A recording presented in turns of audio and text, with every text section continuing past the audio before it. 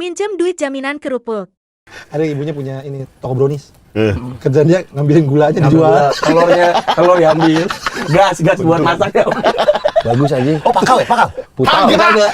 Mending kayaknya kalau Pakau kita ngerti ya. Iya. Oh, Pakau nih emang ini dah. Ini enggak ada alasan. Ada alasan buat kacamata hitam. Buat tanah sobek, tanah sobek. Ini ada. Apa minjem duit ke lo? Oh iya, minjem duit. Can gue minjem duit aja Udah lama enggak ketemu, Bang. Udah lama. Ini orang yang sama nih? Orang yang sama nih yang dulu ngambilin telur, ngambil rokok di warung ibunya. Udah lama enggak ketemu. Tiba-tiba nelfon gua, "Chan, pinjem duit 2 juta," katanya. Aduh, gua kasih jaminan deh. Kata dia nih. Gua kasih jaminan. Kerupuk 2 juta. Kerupuk, dia jual kerupuk. Kerupuk seharga 2 juta. Itu mah dipaksa beli ya kayak. Gua enggak bisa bayar, udah makan aja kerupuknya. Enggak kerupuk 2 juta. Banyak banget tuh ya. Itu cara dia jualan gitu. Itu marketing, sebenarnya marketing.